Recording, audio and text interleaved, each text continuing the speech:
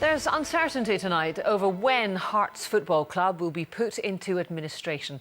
The club's biggest creditor, the Lithuanian company Ubig, wants to appoint its own administrator instead of the accountancy firm KPMG, who are expected to take on the role today.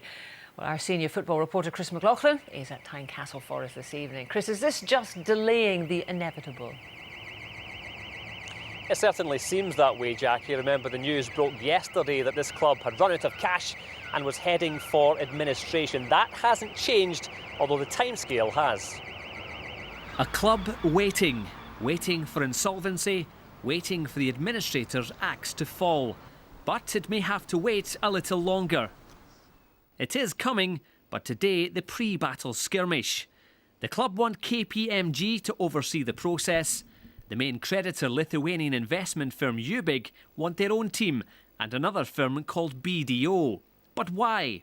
In this case, I can only assume that the directors have recognised they've got a problem and gone ahead and consulted with KPMG, whilst at the same time then the secured creditor in Lithuania has decided that they want to control the process themselves. So attention turns to the club's assets. Tynecastle Stadium is the biggest, but the bank has security over that already. The players are already up for sale and may well face administration redundancies. Another asset, of course, is the fan base. An average of 13,000 attended each home game last season. The latest twist has come as no real surprise to them. Don't like the administration that's in charge, people that own the club, never have. Can't see any good coming from it, any good at all. It's no real surprise, is it? It's been coming for a few months, a few years.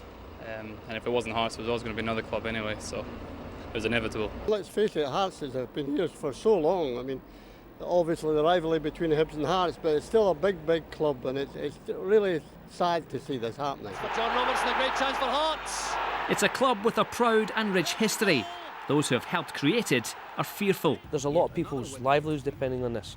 The office staff at the moment, the people who work in the commercial and the media aspects of the club, right down to the person who tends the ground, need to know what's going on. There may be job cuts, and hopefully not for them, because again, these are the innocent people who unfortunately get treated badly from the mismanagement of the football club.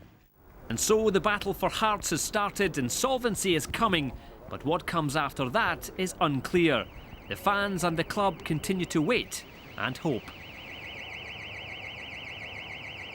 Now, Jackie, I've been told by a source close to the process this evening that Ubig will make representations to the court tomorrow to formally appoint BDO as the administrators. That will probably trigger the administration process formally.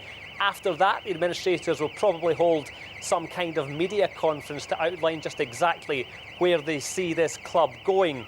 Now, of course, for those who have been following insolvency events in Scottish football in recent years will know that for Hearts there could be some very, very tough times ahead.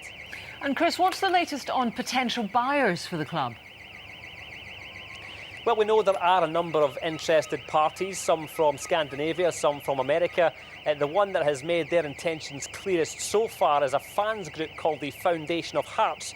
Now, they have been asking for pledges, and this evening they're hoping to turn those pledges into hard cash. I'm told around 5,000 pledges in total. But remember, this is a club with £25 million worth of debt, and any investors, any potential investors, will have to dig deep. Thank you very much, Chris. Well, let's return our attentions to sport now. Over to Dougie. Thank you very much indeed. The former Hearts captain Michael Stewart believes it would be catastrophic for Scottish football if the club were liquidated, and he hopes the delay in appointing an administrator doesn't harm Hearts' prospects of survival.